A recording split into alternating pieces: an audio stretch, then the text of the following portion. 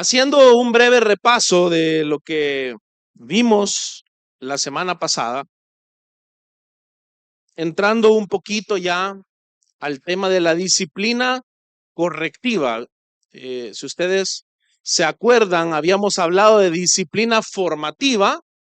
Esto es disciplina formativa. Usted ahorita está siendo parte de la disciplina de la iglesia. Usted está recibiendo la palabra de Dios y por ende usted está siendo guiado para ser como Cristo. Que la palabra implantada por la obra del Espíritu es manifestada en una vida que muestra día a día progresivamente más la estatura del varón perfecto, que es Cristo Jesús. Esa es disciplina. Estamos ahorita nosotros siendo disciplinados por la palabra, pero esa es la disciplina formativa. Hablando de la disciplina correctiva, hablábamos de la exhortación que debe de haber los unos a los otros. Y cómo esta práctica de la exhortación debe de ser algo que se hace en amor, con mucha diligencia, con mucha paciencia, en oración, los unos a los otros, entendiendo que también de esa manera nosotros hacemos que el pecado sea detenido dentro de la casa del Señor. Nos santificamos y así glorificamos al Señor. Lo hacemos en amor porque tenemos un vínculo de amor en Cristo. Dios que nos ha amado, nos ha dado el amor para amarnos los unos a los otros. Por ende, cuando nosotros participamos de la exhortación los unos a los otros en la disciplina correctiva, estamos haciendo la obra de Dios en amor. No se trata de venir y pelarle la cara a nadie. No se trata de venir y arrogantemente mostrarle sus falencias a nadie, sino de en amor todos recordarnos que debemos ser como Cristo, que debemos obedecer su palabra, porque somos hijos de Dios, hemos nacido de Dios.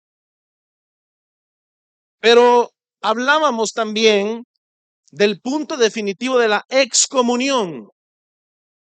Y hablábamos cómo la excomunión es también una disciplina correctiva hecha en amor. Por si nos puede caber alguna duda o nos podía caber alguna duda, exploramos profundamente en la Escritura cómo esto es verdaderamente la muestra de amor más grande que puede haber cuando alguien está autoengañado dentro de las murallas de la ciudad, de la iglesia, y no ha sido expuesto a la gravedad de su pecado que realmente lo descalifica de la presencia de Dios. Y en el juicio final, en el día final, esta persona no tendrá una corte humana, no tendrá una condenación humana, no tendrá una expulsión de una congregación. El destino será el infierno, el destino será el lago de fuego y azufre que arde eternamente.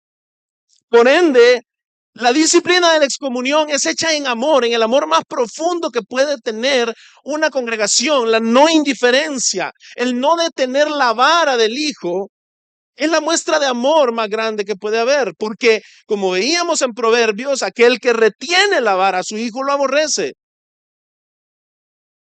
Por ende, veíamos que la excomunión es hecha en amor y tiene algunos motivos: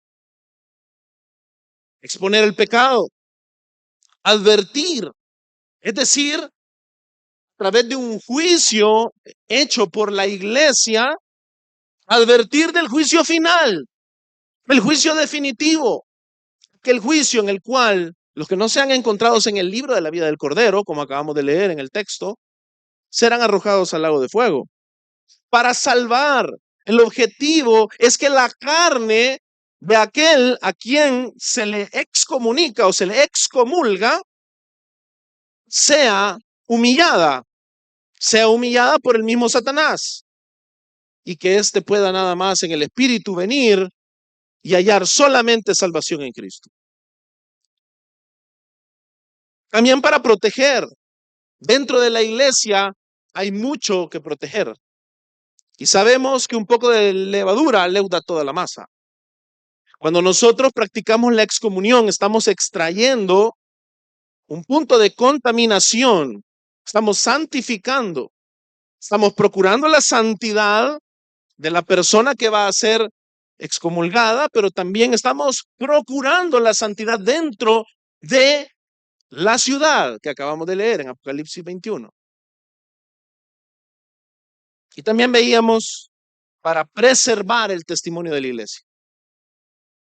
Si la iglesia no se presenta a sí misma como la iglesia santa, vestida de blanco, con vestiduras de lino fino, resplandecientes, delante del mundo, no hay ninguna diferencia con el mundo. Por ende, nosotros podríamos ser cualquier otro grupo que practica o que profesa cualquier credo teniendo un efecto humano, un efecto completamente cosmético, pero no real en la vida de aquellos que están dentro de la congregación. La iglesia de Cristo debe de ser visible como una ciudad sobre una montaña.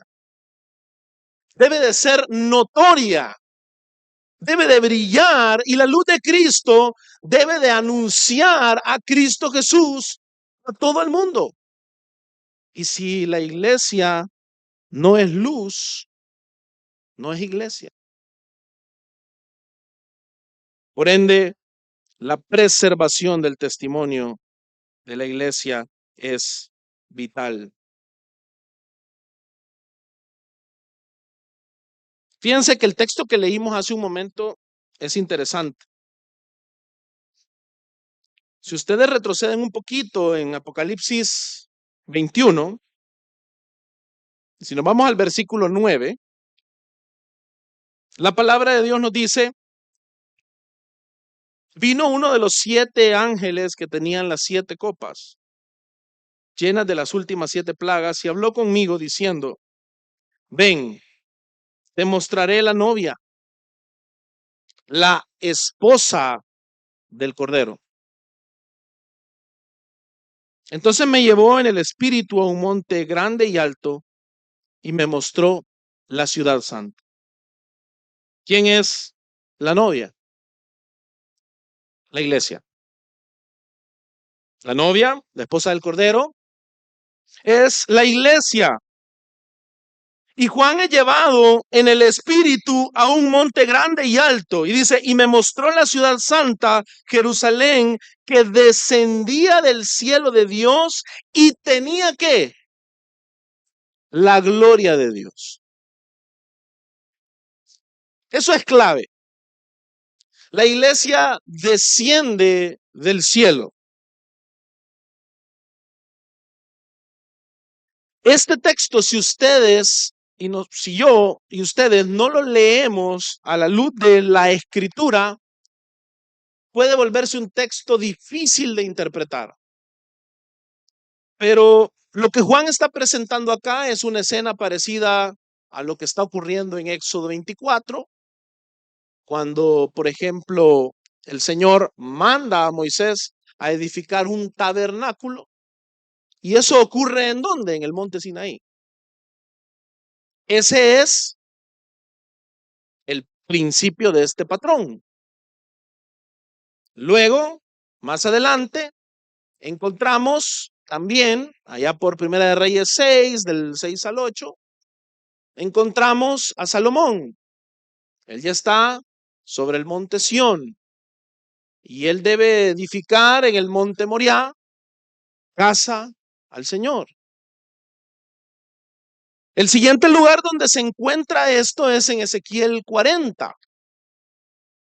Ezequiel es llevado en visiones a un monte muy alto y ahí le es mostrado un templo. Y finalmente encontramos este mismo patrón ahora en Apocalipsis 21.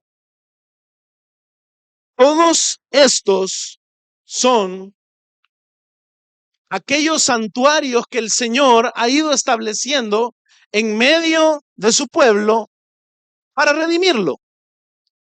y cada uno con mayor gloria que el anterior. Y yo quiero que usted vea y entienda algo. Si bien es cierto, lo que acá está siendo descrito en este capítulo es algo escatológico, es decir, es algo del fin, de la gloria de la iglesia, es algo que todavía esperamos y es futuro, también nos está siendo mostrado un trabajo por hacer. ¿Por qué?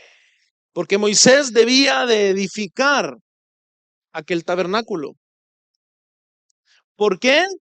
Porque Salomón debía edificar casa al nombre del Señor y debía de edificar la casa de Dios. Y en efecto la edificó. ¿Por qué? Porque Israel en el exilio recibe esta visión de el Señor a Ezequiel. Y aunque es un templo increíblemente grande, y cuando vemos en Nehemías y en Esdras, el templo parece mucho más pequeño, y aquellos que recordaban la gloria del templo de Salomón se sentían tristes. No se daban cuenta que ahora realmente el templo era mucho más grande porque la adoración del Señor se había esparcido por todas las naciones de la tierra. Es decir, Israel después del exilio debía de construir una casa de adoración que llegase a las naciones que les habían conquistado. Pero en este punto ya no estamos hablando ni de Moisés, ni de Salomón, ni de Ezequiel. Estamos hablando de el verdadero hijo de David que edificaría casa al nombre del Señor. Y este verdadero hijo de David es el Señor, Jesucristo. Por ende, Él es el verdadero edificador de la verdadera casa del Señor, a la que apuntaban todas las casas que mencioné anteriormente.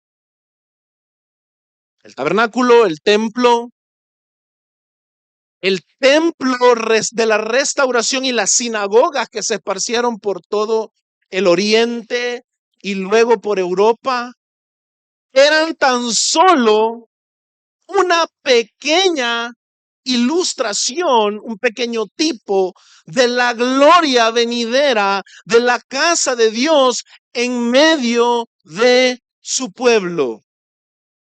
Y yo estoy haciendo todo este recorrido porque quiero que usted entienda, quiero que usted y yo entendamos que lo que ahora nosotros vivimos es literalmente la edificación por el Cordero de la casa de Dios, donde Él habitará eternamente, y esa es la iglesia. Por ende, nos encontramos en un lugar santo. Y si bien es cierto, esta es una porción escatológica, por la forma en la que nos es dada, la implicación es que nosotros como pueblo de Dios tenemos un trabajo que hacer. Tenemos que edificarla. Tenemos que construirla. ¿Por qué? Porque la iglesia desciende del cielo. Jesús es el maná que descendió del cielo. Él es nuestra cabeza y nosotros somos el cuerpo. Y Cristo está edificando a su iglesia y la está edificando por medio de la obra del Espíritu y lo está haciendo a través de los santos. Cuando usted piensa en eso, entonces el texto que acabamos de meditar toma un sentido mucho más serio. Si usted se pone a pensar en el hecho del versículo 22, Juan diciendo, no vi en ella templo alguno, porque su templo es ¿quién? Es el Señor, el Dios Todopoderoso y el Cordero. Eso implica el Señor, literalmente viviendo en medio de su pueblo. Parte de esto ya está en efecto. ¿Quiénes son los templos y morada del Espíritu? Somos nosotros, es la iglesia. Es decir, el Señor ya comenzó a hacer su tabernáculo en medio de su pueblo. Acá lo que está en vista es el Señor Jesucristo literalmente en medio de nosotros. Es decir, el Señor Jesucristo viniendo en medio de nosotros en gloria. Hasta se me erizó la piel. Gloria a Dios por eso. No vi templo, dice Juan. Lo interesante es que la estructura esta existe desde este momento. Ya no hay un templo. El Señor ya no nos manda a edificar un templo como el de Salomón. O ya no nos manda a edificar lo que aparece en visiones en Ezequiel. El templo es el Señor. Y en este momento, el Señor, el cuerpo de Cristo, está representado en la tierra por la iglesia. La ciudad no tiene necesidad de sol ni de luna que la iluminen, porque la gloria de Dios la ilumina, sigue diciendo. Y el Cordero es su lumbrera. Y sabe, nosotros, siguiendo digamos, la iniciativa de Pablo como perito arquitecto y nosotros edificando, debemos de ver estos planos y compararlo con cómo se encuentra nuestra iglesia local. ¿Será que nuestra iglesia local se va pareciendo cada vez más a un lugar que no requiere ni siquiera lumbrera porque es el Cordero su lumbrera? ¿Porque es Cristo su luz? ¿O será que estamos en un lugar de desesperanza y de oscuridad? Si es así, no estamos edificando aquella visión en un monte alto que el Señor le entrega a Juan.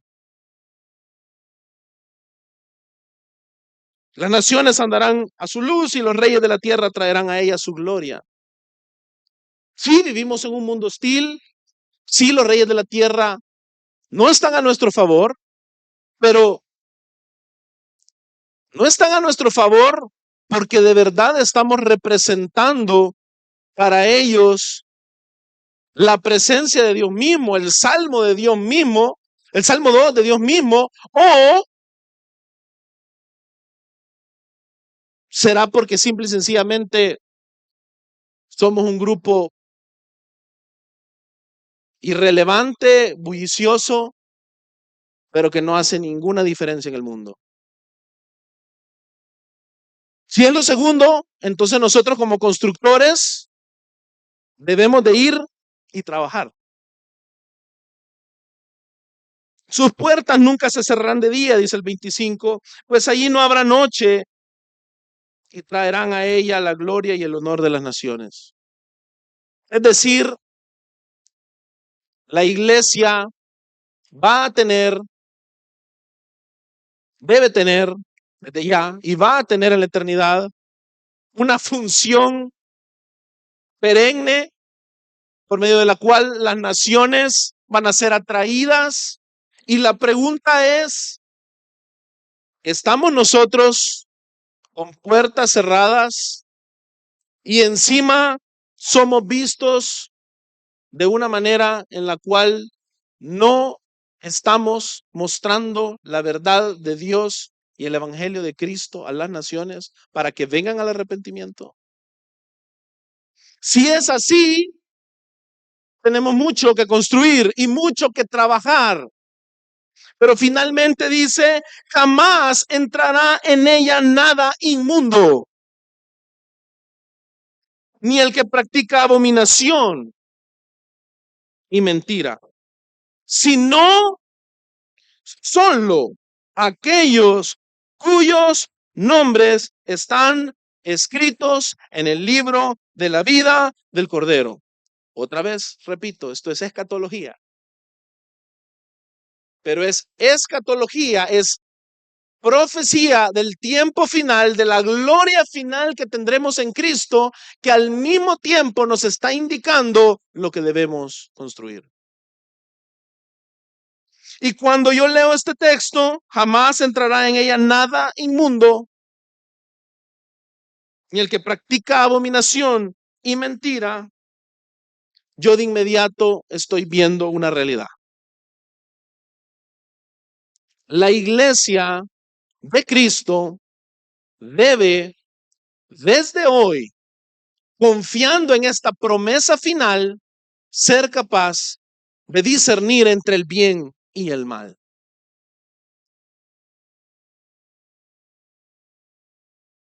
Salomón, el que edificó aquella casa tipológica al Señor, que después se dio cuenta que la gloria de Dios descendió y ni los levitas aguantaron. Pero Salomón, lo primero que le pide al Señor es la capacidad de conocer el bien y el mal. Y el Señor se agradó en esa oración. Lo primero que sucede después de esta oración es que Salomón se encuentra con una situación en la cual vienen dos prostitutas y una dice, hey, esta se robó a mi hijo, ella se durmió sobre él y lo mató, y la otra no, ese es su hijo, me lo quiere quitar, y estaba en un dime que te diré. Y Salomón viene y no simplemente agarra la Torá y dice tres cosas sin pensar. Salomón hoy está lleno de sabiduría, él tiene el conocimiento del bien y del mal, y con esa sabiduría pone a prueba el corazón de estas mujeres y dice, bueno, vamos a partir al niño a la mitad y así ya no hay bonche, mitad y mitad. La madre dice, dénselo a ella, por favor, no lo maten. Y entonces el pueblo vio que este hombre tenía sabiduría. ¿Saben qué significa esto? El pueblo empezó a identificar que este hombre era el ungido del Señor y que era digno de la confianza de los juicios de Dios en medio del pueblo. Y esto es importantísimo que también ocurra en la iglesia. Hasta este momento hemos hablado de una manera bien etérea, hemos hablado de la disciplina de Dios, luego ya hablamos de la disciplina formativa, correctiva, los motivos que pueden haber, pero hoy llegamos a aterrizarlo. ¿Y cómo sabemos que va a haber una ejecución correcta y justa? Y eso nos reta profundamente a todos. El juicio comienza por la casa del Señor. Y esto lo digo con temor y temblor porque yo que estoy parado acá, que soy miembro de la mesa pastoral, soy el primerito, pero eso no significa que usted no es parte del juicio.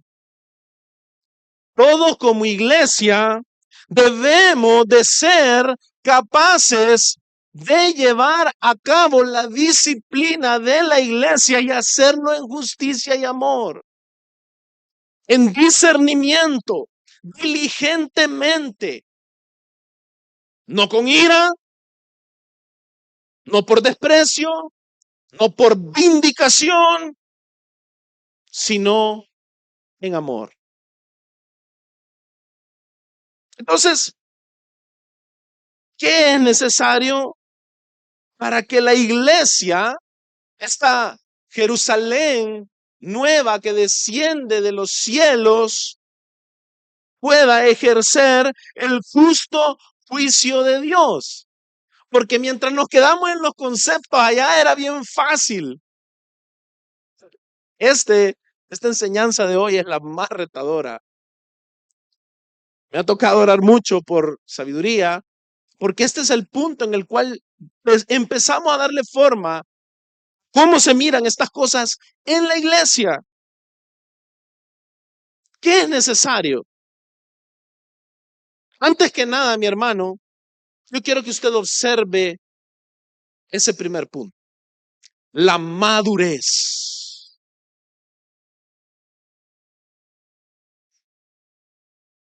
Yo creo que nadie vendría y en una directiva de una colonia, por poner un ejemplo, Ya, mandemos a los hipotes, que ellos decidan. Y el director de la colonia tiene 14 años, el mayor. ¿Qué tipo de decisiones, de discernimiento, de entendimiento puede haber si se reúne la directiva de una colonia y el mayor tiene 14 años y son todos niños? De fijo, los fondos acabados en los columpios de la colonia y luego una calamidad completa en toda la comunidad. Cero sabiduría, ¿por qué? Porque hay cero madurez. Nadie dejaría en manos de gente inmadura cosas tan importantes. Y ahora si nosotros hablamos de la casa del Señor, la ciudad santa, aquella donde no entrará nada inmundo, lo menos que queremos es la inmadurez.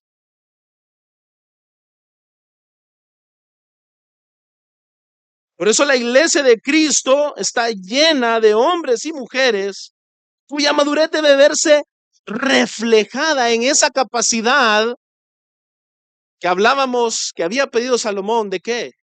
De discernir entre el bien y el mal. Si somos una iglesia que llama a lo malo bueno y a lo bueno malo, y aquí empezando desde el púlpito y cada uno de los miembros, estamos perdidos. No estamos en la capacidad de ejercer el justo juicio de Dios. La madurez no solo debe de verse en los pastores y en el liderazgo, mi hermano. Eso es vital y eso es importante. Y por eso es vital que como iglesia nos preocupemos y que usted se preocupe por nosotros. Y que si mira que estamos perdiendo la línea o estamos nosotros de verdad siendo necios, nos exhorte. Pero usted no nos va a poder exhortar si usted no tiene madurez. Si usted es un niño, usted tampoco va a poder llamar a la madurez a nadie. Y usted en inmadurez se va a querer cercar, pedirle madurez a otro. Por ende, la iglesia debe de madurar a una. Esto es un requisito. Esto no es opcional. Gracias a Dios, el Señor va haciendo su obra progresivamente y obviamente Él nos va dando un plazo en su paciencia. Pero si somos negligentes, el juicio viene también sobre nosotros. Esto es un requisito y es algo que se debe de procurar. Hebreos 5 del 11 al 14. Dice la palabra de Dios en Hebreos capítulo 5 del 11 al 14. Quiero que le pongamos atención a este texto, porque es una exhortación para nosotros.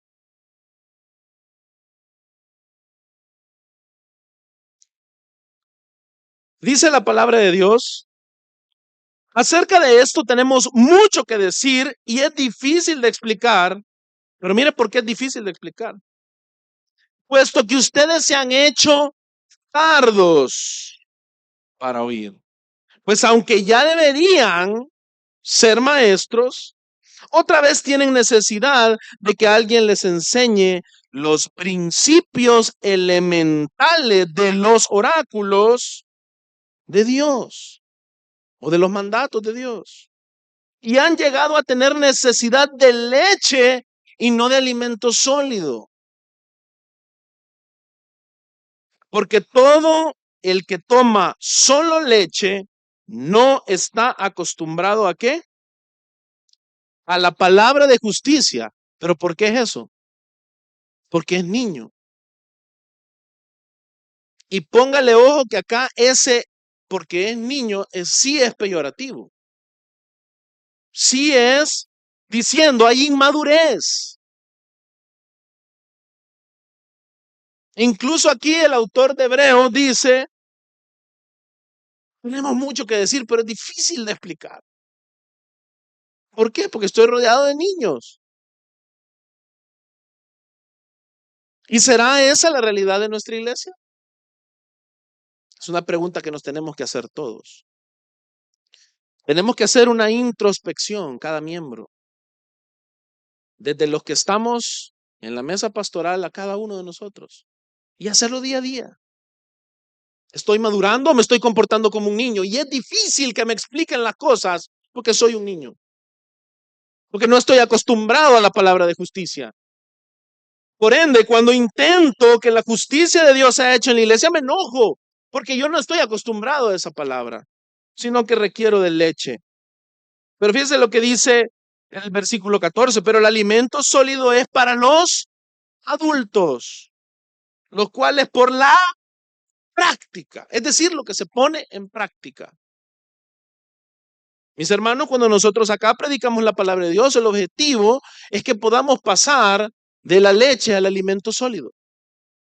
Por eso es importante que nosotros estemos en una iglesia donde se predica fielmente la palabra de Dios y se entregue el alimento que nos da el crecimiento.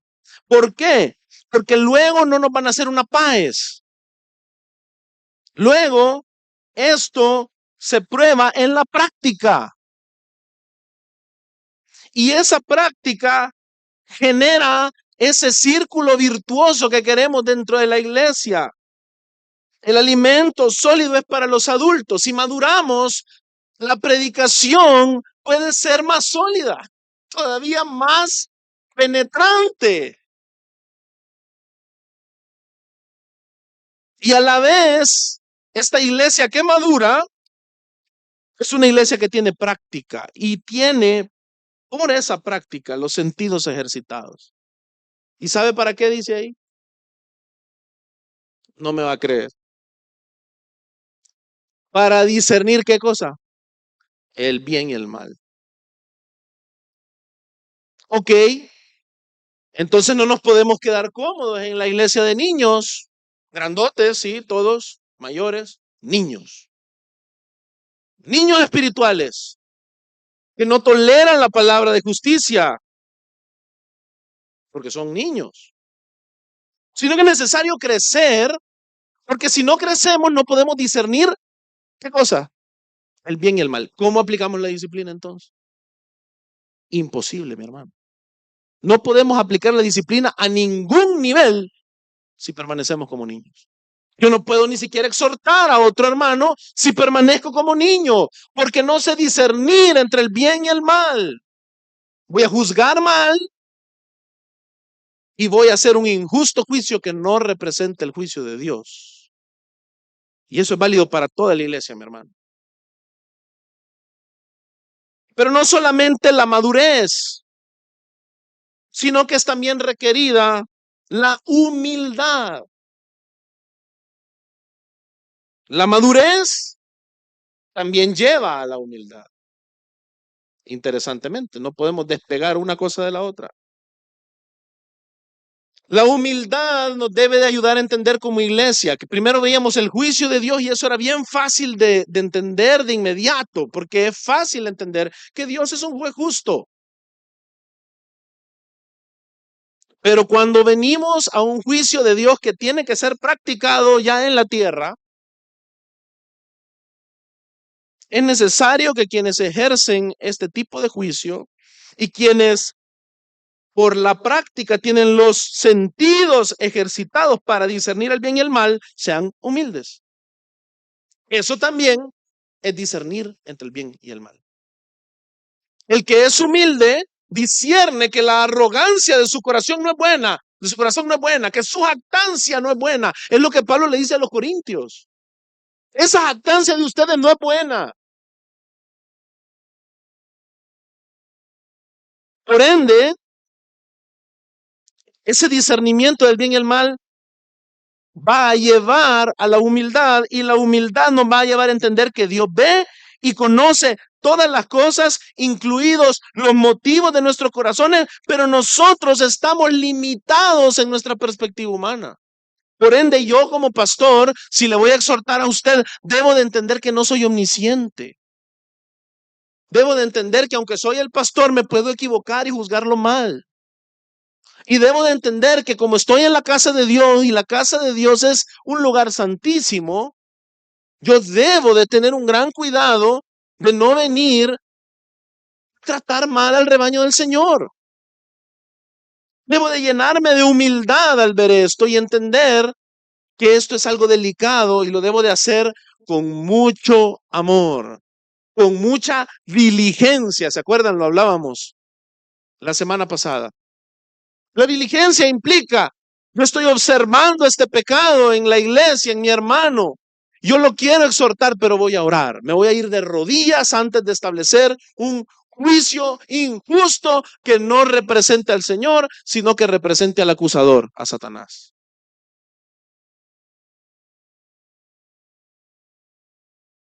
La escritura nos manda a observar algo. Parte de poder discernir es el entender que hay un principio bíblico. Es decir, el Señor no nos ha dejado tampoco a ciegas. Debemos observar el fruto exterior de la vida de las personas. Mateo 7, del 15 al 20, vamos a leer.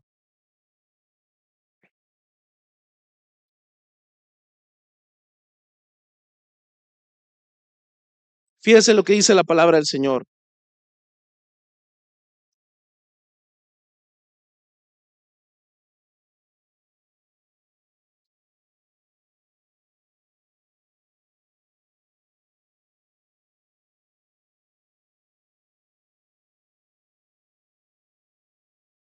Cuídense de los falsos profetas que vienen a ustedes con vestidos de ovejas, pero por dentro son lobos rapaces.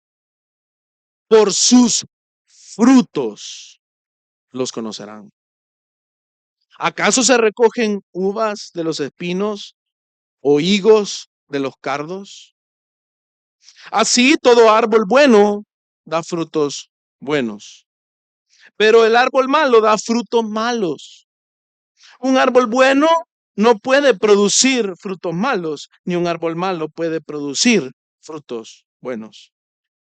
Todo árbol que no da buen fruto es que cortado y echado al fuego.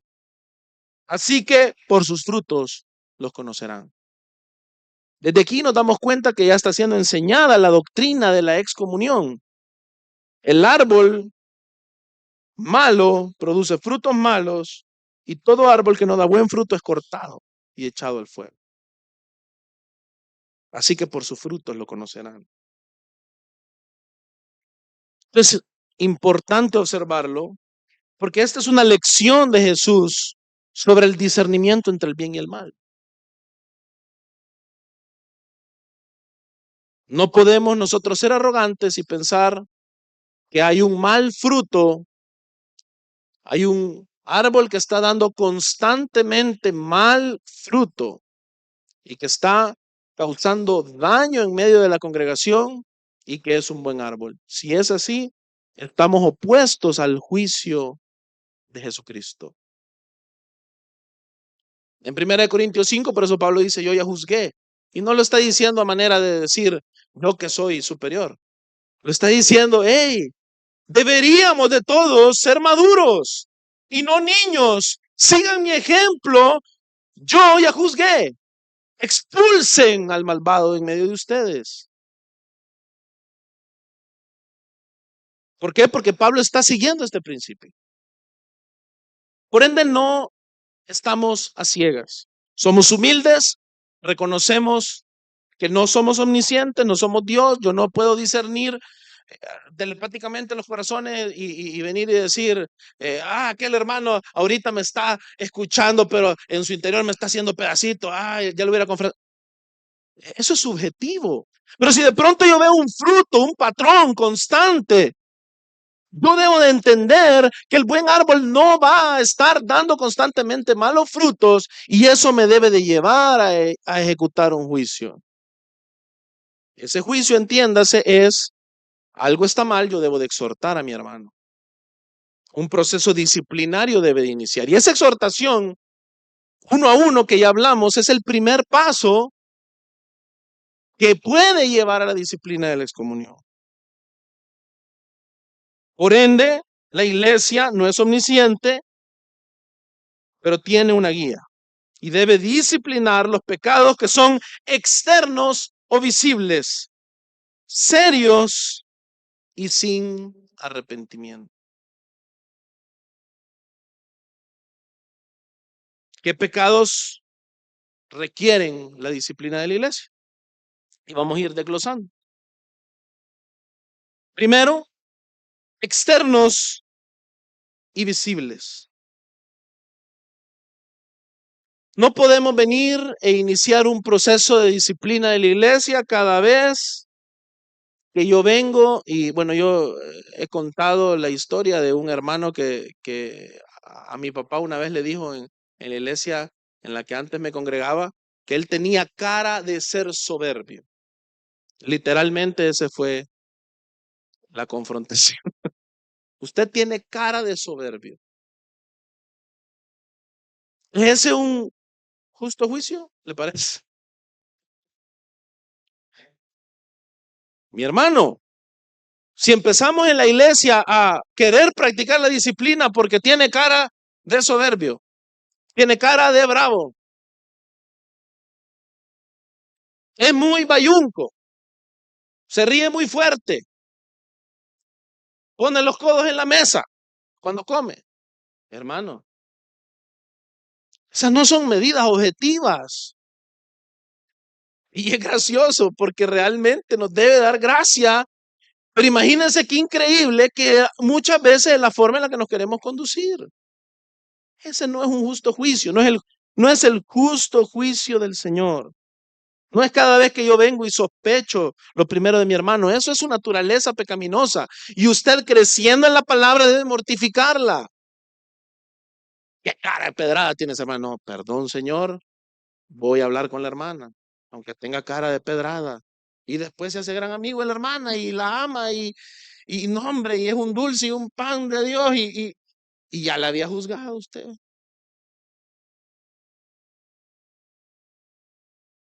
Al juzgar debemos de ser capaces de ver o escuchar, aunque sea parcialmente. Por eso Jesús llama a que sea por 2 o 3 testigos. Si yo me estoy yendo subjetivo, vine y hablé con el hermano y lo confronté privadamente y tal vez yo me fui chuco. Pero si usted de verdad tiene un interés, usted no va a llamar a 2 cheros suyos con los que va a hacer pandilla y le va a caer. Aquí venimos, vea. Y hoy sí te vamos a agarrar. No. Este principio de 2 o 3 testigos es 2 personas que si yo estoy diciendo algo que no es, la confrontación va a terminar siendo hacia mí. Fíjense que eso debería de ser. 2 personas que yo sé que si yo estoy juzgando mal a mi hermano, capaz se da la vuelta el juicio ahí. Y me dicen, hermano, estás murmurando. No, hermano, ¿y qué es lo que estás viendo acá? Ese debería de ser el verdadero principio. Sí, hay un pecado externo y visible, debe de iniciar entonces un proceso de disciplina porque yo he orado, he sido diligente, estoy aplicando con diligencia esto y esta diligencia es tal que yo hasta sospecho que capaz yo estoy equivocado. Por ende, después de mi confrontación inicial llevo a 2 o 3 testigos, porque aunque para mí esto es visible, tal vez me estoy equivocando. Y tal vez 2 hermanos más sabios que yo me pueden orientar y exhortar y llamar al arrepentimiento.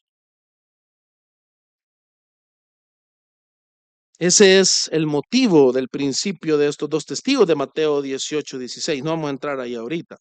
Ya vamos a leer un poco. ¿Qué pecados requieren la disciplina de la iglesia? Otra categoría, graves, pecados graves. Cuando hay un pecado de notoriedad pública, como es el caso que vemos en 1 Corintios capítulo 5, extremo, un pecado extremo que Pablo dice ni entre los gentiles, pues. A tal grado que entre ustedes, o sea, adentro de la ciudad donde no debería haber nada inmundo, hay uno que tiene a la mujer de su padre. Todo el indicativo es que este tipo se congregaba domingo a domingo y entraba con la mujer de su padre ahí. Hay un pecado grave, debe de haber disciplina. Hay un pecado que ha causado notoriedad y no hay un arrepentimiento, debe de haber disciplina.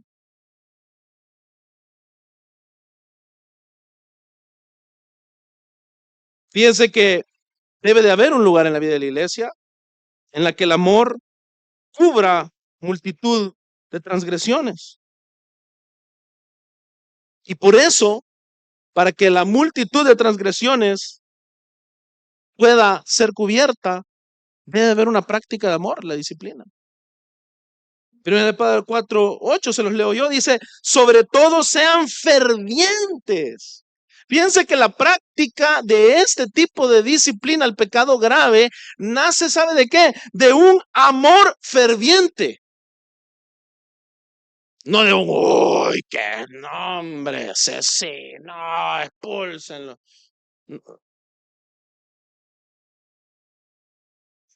Nace de un amor ferviente. Los unos por los otros. Y ahí dice, pues el amor cubre multitud de pecados. El pecado grave debe ser disciplinado por ese motivo. Esto no significa rebajar el pecado, lo que acabamos de decir, sino reconocer que hay un lugar para la compasión. Debemos de entender que la iglesia es el lugar en el cual los unos a los otros hallamos soporte, hallamos apoyo para poder ser como Cristo. Y muchas veces, o algunas veces, esperamos muy pocas veces, es necesario que se nos exponga la realidad de nuestro podrido corazón siendo excluidos de la comunión de los santos. Para que veamos claramente que estamos fuera de las murallas de la ciudad que un día seremos. Si la iglesia no le manda ese mensaje al pecador, la iglesia no le ama, no practica un amor ferviente.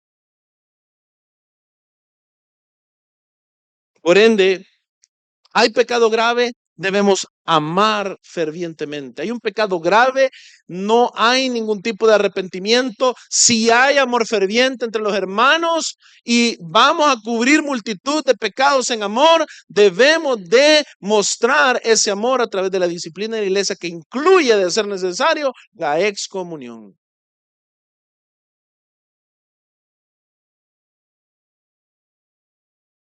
Otro pecado que requiere disciplina en la iglesia, pecado sin arrepentimiento, falta de arrepentimiento.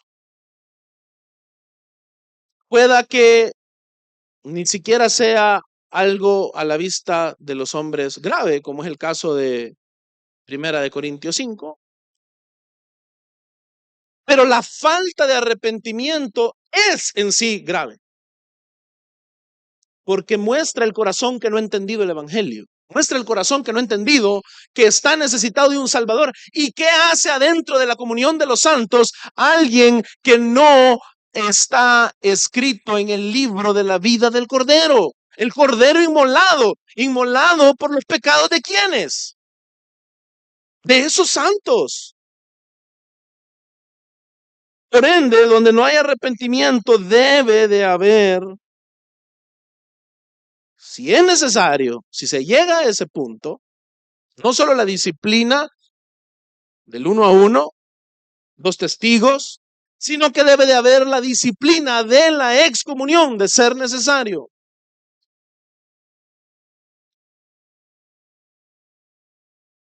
Si una persona profesa a Cristo y se niega a dejar el pecado al lado, debemos de aplicar esa disciplina. Y nosotros luego debemos de ver los frutos. No solamente es oír las palabras para un lado hacia otro, sino también ver los frutos. Si los frutos son contrarios incluso a las palabras, la iglesia debería de ser capaz de llevar a cabo la disciplina que puede incluso guiar a la expulsión toda la congregación reunida, como leímos la vez pasada en 1 Corintios 5. ¿Por qué? Porque le amamos fervientemente. Ahora, para finalizar, vamos a ver algo que es sumamente delicado, pero sumamente importante, porque estamos queriendo definir un procedimiento bíblicamente. ¿Quién debería guiar el proceso? Porque hasta ahorita estamos de acuerdo en la doctrina detrás de todo eso, de la teología detrás de eso, pero ¿quién es quien debe de guiar este proceso? Y esto es muy, pero muy importante. Primero que nada, la disciplina de la iglesia no se trata de venir y escarnecer públicamente al pecador. Inicialmente, el texto en Mateo, el capítulo 18, del 15 al 20, nos muestra una preocupación de Jesús. Si tu hermano peca, ve y repréndelo. ¿Cómo? A solas.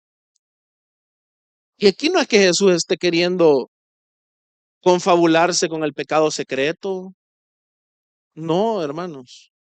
Es una genuina preocupación en amor, porque este hermano sea restaurado en la primera instancia, sin que su reputación sea dañada,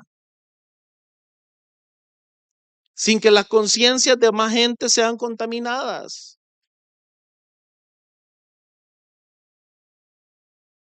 Luego vemos que Jesús dice, pero si no te escucha, lleva contigo a uno o a dos más, para que toda palabra sea confirmada por boca de 2 o 3 testigos.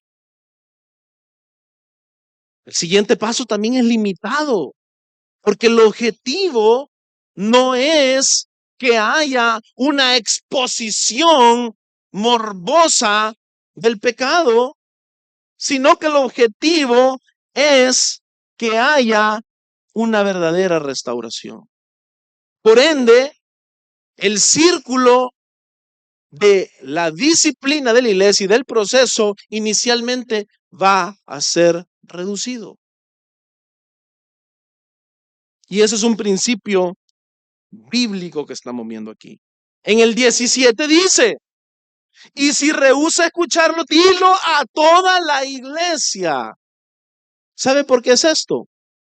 Porque aquí ya se confirmó la lepra.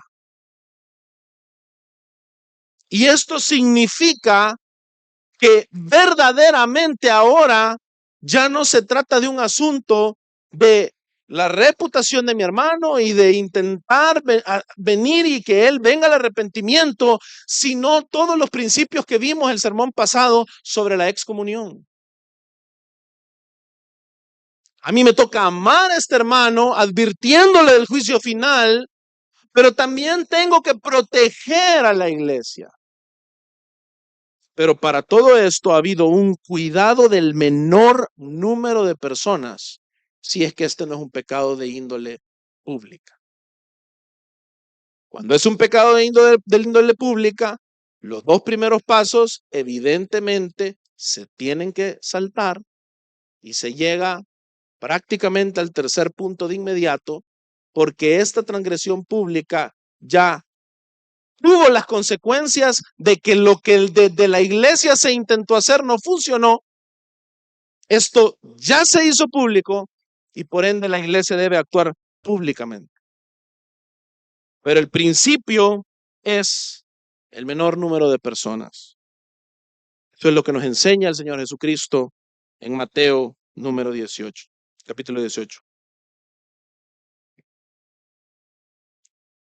Ahora bien, el menor número de personas no nos habla de quiénes. ¿Quiénes deberían de ser los que van a guiar este proceso? Quiero que nos vayamos a Gálatas 6:1.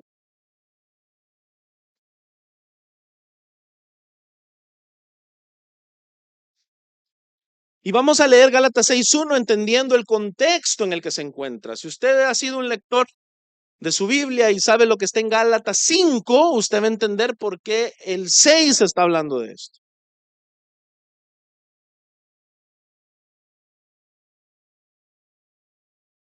Fíjese lo que dice Gálatas 6:1, hermanos, aun si alguien es sorprendido en alguna falta, dice, ustedes que son espirituales. Si nos vamos atrás al capítulo 5, usted se va a dar cuenta que debemos nosotros de andar en el espíritu y no satisfacer los deseos de la carne. Hay un fruto del espíritu y hay unas obras de la carne. Los que son espirituales son aquellos que tienen el fruto del espíritu. Ustedes que son espirituales, restáurenlo en espíritu de mansedumbre.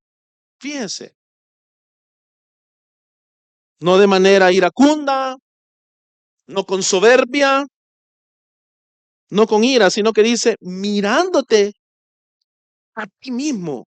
O sea, el hombre espiritual va a ser capaz de verse a sí mismo en la situación en la que fue sorprendido, en la falta en la que fue sorprendido este hermano, y con espíritu de mansedumbre, ejercitando el fruto del espíritu de Gálatas 5, con espíritu de mansedumbre, se va a ver a sí mismo entendiendo que él también puede ser tentado.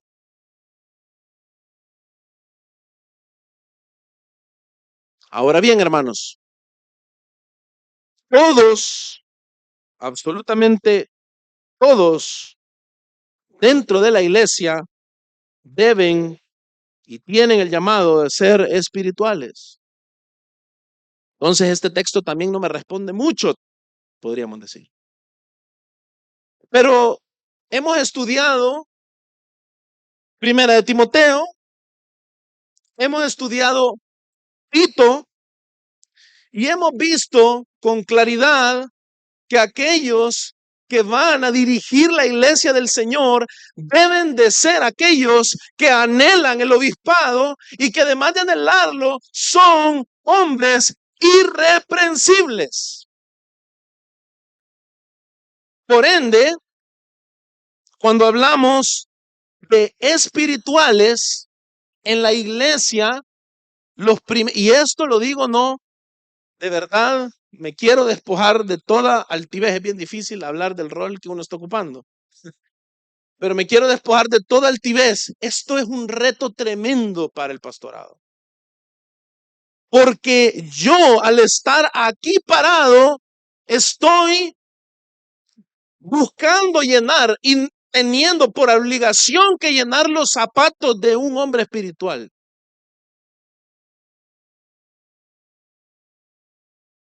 De un hombre irreprensible. Eso me debe de llevar al temor y al temblor, pero no a la cobardía. Para que el pastor de una iglesia pueda tener esas características, la iglesia tiene que ser también espiritual. Y con espiritual no estoy hablando de que llora un montón al orar, no, no, no. Con espiritual estoy hablando a aquellos que disciernen entre el bien y el mal por la palabra que les ha sido implantada y por la obra del Espíritu en ellos. Es necesaria una congregación espiritual, un liderazgo espiritual, un pastorado espiritual.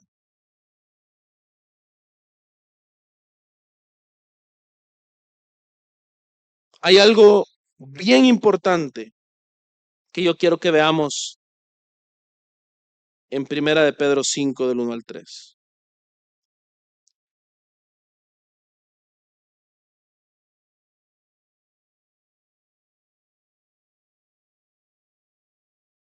Acá ya llegamos al punto en el que estamos nombrando directamente quiénes son los que deben dirigir este proceso. Ya hoy ya es explícito. Y la responsabilidad recae sobre aquellos que estamos dirigiendo la iglesia. Primera de Pedro 5:1 dice: por tanto,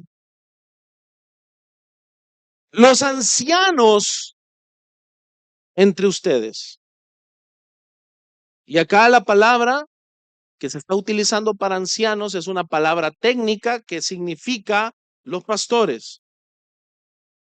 Los ancianos entre ustedes, exhorto yo, anciano como ellos, y testigo de los padecimientos de Cristo, y también participante de la gloria que ha de ser revelada. Fíjese, pastoreen el rebaño de Dios entre ustedes, velando por él, no por obligación, sino voluntariamente, como quiere Dios, no por la avaricia del dinero, sino con sincero deseo, tampoco como teniendo señorío. No se trata de un capatazgo aquí, de hágame caso, que yo soy el pastor. Ya vamos a leer un texto interesante. Tampoco como teniendo señorío sobre los que les han sido, fíjese esa palabra, que les han sido ¿qué? Confiados. ¿Y confiados por quién? ¿Quién es el dueño de las ovejas? El Señor. Entonces, parte de lo que el Señor le ha confiado al pastorado es pastorear al rebaño, y esto incluye ese proceso de la disciplina. Y dice, sino demostrando ser ejemplo del rebaño. No se trata de venir y tomar señorío, sino desde un testimonio y un ejemplo, venir y pastorear. Venir y ejercer y llevar a cabo el proceso, incluso de la disciplina de la iglesia, si es necesario, al punto de la excomunión. Pero debe ser hecho por pastores que están haciendo esto de corazón. Están haciendo esto porque aman al Señor. Con sincero deseo, dice, no teniendo señorío sobre los que les han sido confiados, sino demostrando ser ejemplos del rebaño. Es decir, Dios, el juez justo, debe de ser reflejado de la manera más cercana posible por aquellos que ejercen el juicio acá en la tierra, en la iglesia. Es un compromiso tremendo de ejercer el rol de Cristo. Y para eso, mi hermano, hay una exhortación poderosa para nosotros, pero también hay una exhortación poderosa para toda la iglesia. Los pastores sanos solo pueden existir en iglesias sanas. Y vamos a leer por eso este último texto.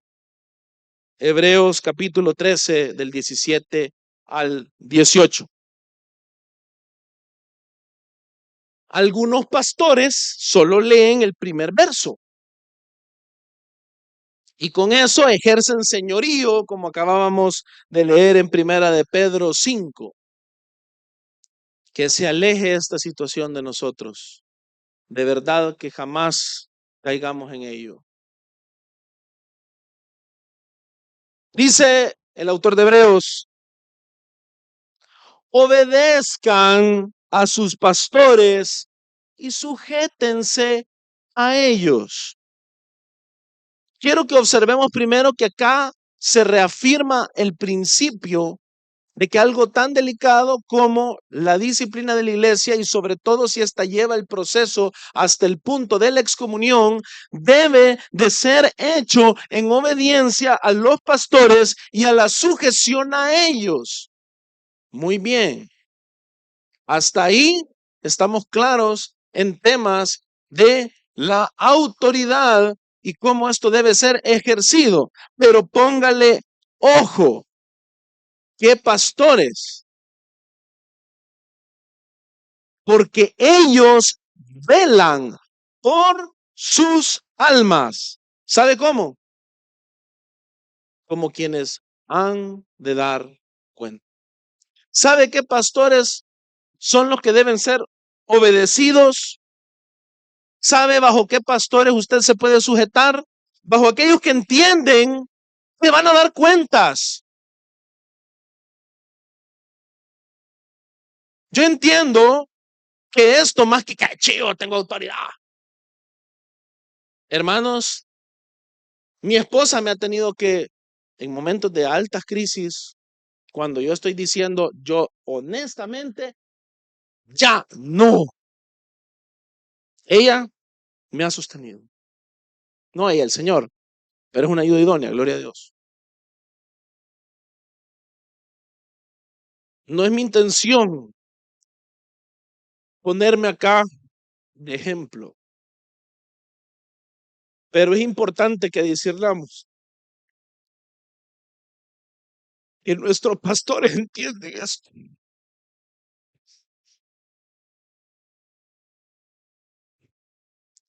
Vamos a dar cuentas.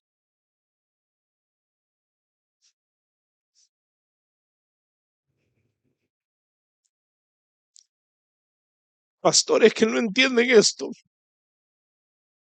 no pueden ser obedecidos. Así de sencillo.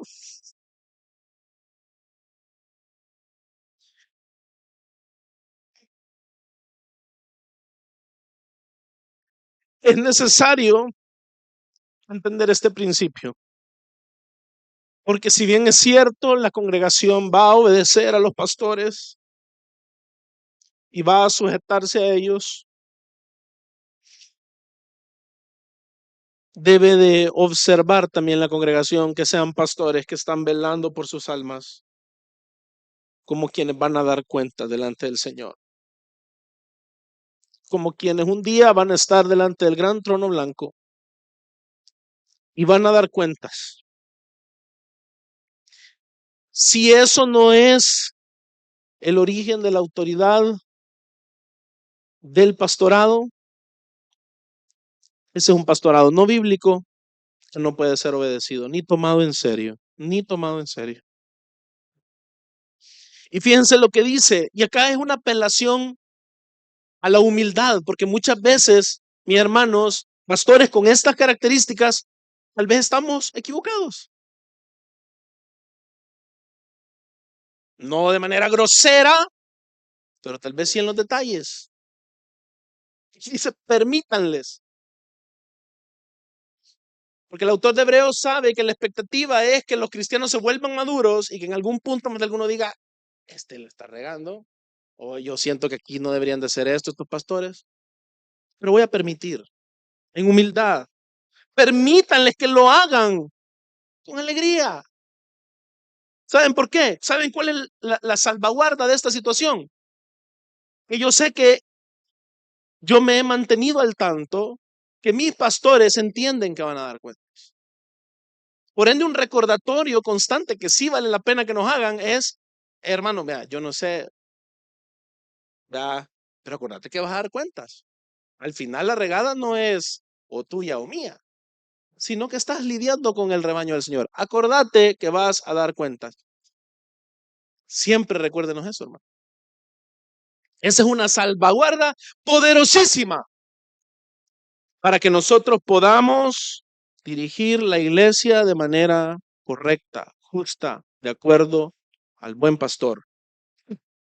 Permítanles que lo hagan con alegría y no quejándose, fíjense, porque eso no sería provechoso para ustedes. Se vuelve provechoso el poder obedecer a pastores que reflejan la verdad de Cristo, que reflejan el evangelio en sus vidas, que se parecen a Cristo. Eso es provechoso para la iglesia, porque la iglesia crece, la iglesia se edifica, la iglesia madura junta.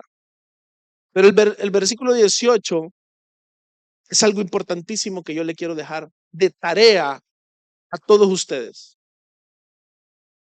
oren por nosotros. Y aquí se mete el autor de Hebreos. Se mete, aquí está. Obedezcan a sus pastores, pero ¿saben qué? Oren por nosotros. Y yo hasta siento que él lo está haciendo con ese profundo entendimiento que ha de dar cuentas. Está diciendo, oren por nosotros, pues confiamos, de verdad creemos, de verdad queremos verlo así, en que tenemos una buena conciencia. De verdad queremos conducirnos como pastores que tienen una buena conciencia, dignos de liderar el rebaño. Oren por nosotros, pues confiamos en que tenemos una buena conciencia, deseando conducirnos honradamente en todo. El deseo de un pastor que tiene una autoridad bíblica sobre el rebaño y que tiene una autoridad bíblica sobre el proceso de la disciplina dentro de la iglesia. El corazón de este pastor es el corazón de un pastor que está constantemente preocupado por tener una buena conciencia y que tiene un deseo de conducirse honradamente en todo.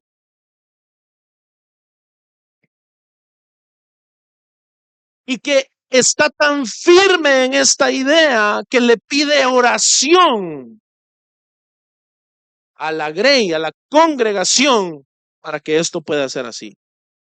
Mis hermanos, cuando hay líderes, hay pastores que temen al Señor y piden oración y entienden lo que es la oración, estos son pastores que están llamando literalmente a la obra de Dios en sus vidas. Es decir, si yo ahorita estoy fallando en ciertas áreas en mi pastorado, usted ore por mí. Se lo pido encarecidamente, ore por nosotros. ¿Sabe por qué? Porque la oración de los justos es eficaz. Y esa es la confianza, no que el pastor Carlos, no que el pastor Jonathan, no que el pastor Marcelo, no. La confianza es el buen pastor, a quien nosotros oramos, quien intercede por nosotros en los cielos.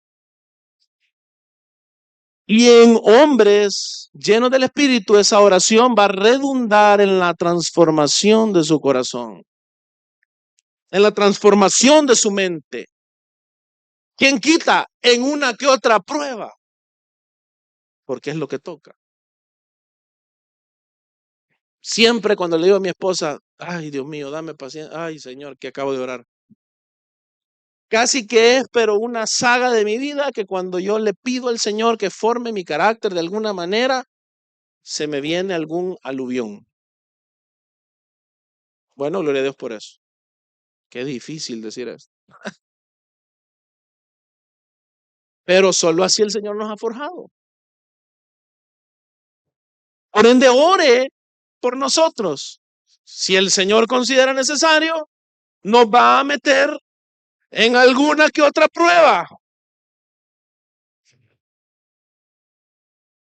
para que la prueba de nuestra fe produzca paciencia y podamos llevar a cabo todo esto en justicia de Dios, en amor de Dios, con diligencia.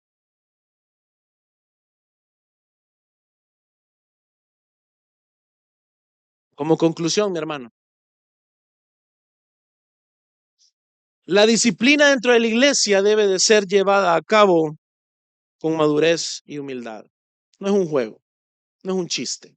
Estamos hablando de vidas, estamos hablando de almas que o van a estar eternamente con el Señor o eternamente condenadas.